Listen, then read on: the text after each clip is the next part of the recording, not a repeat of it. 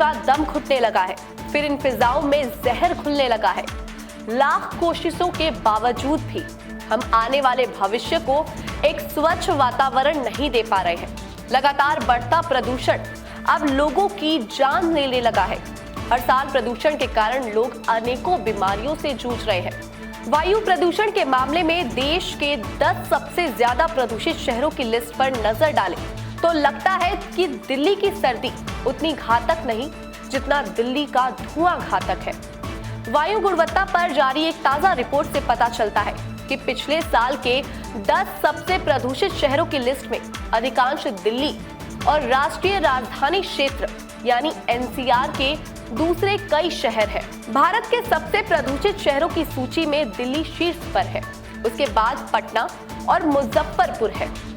शीर्ष 10 सूची में मुख्य रूप से दिल्ली एनसीआर और बिहार क्षेत्रों के शहर शामिल हैं। साथ ही असम, पश्चिम बंगाल और मध्य प्रदेश के 2 अतिरिक्त शहर शामिल हैं। बता दें कि पिछले साल दिल्ली भारत का सबसे प्रदूषित शहर रहा, लेकिन गौर करने वाली बात यह है कि इस बार दिवाली भी नवंबर के मध्य में पड़ रही है।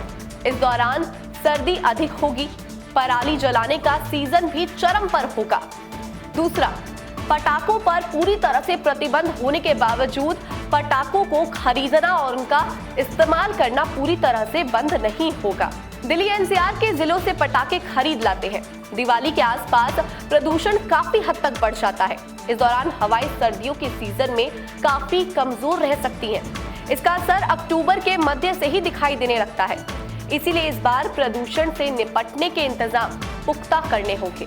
दिल्ली एनसीआर में सर्दियों के दौरान होने वाले प्रदूषण से लोगों को राहत दिलाने के लिए ग्रेडेड रिस्पांस एक्शन प्लान को 1 अक्टूबर से लागू किया जा चुका है।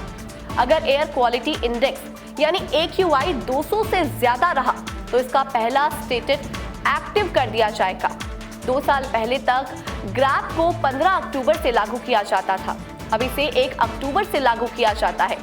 इस बार ग्रैप को ज्यादा प्रभावी बनाने के लिए इसमें कुछ बदलाव भी किए गए हैं। दिल्ली कभी भी प्रदूषण फ्री नहीं रही। हर साल आती प्रदूषण की रिपोर्ट ने हमेशा दिल्ली वासियों और देश के लोगों को निराश ही किया है। इसीलिए हमें सचेत रहना चाहिए ताकि हम शुद्ध हवा में सांस ले सकें।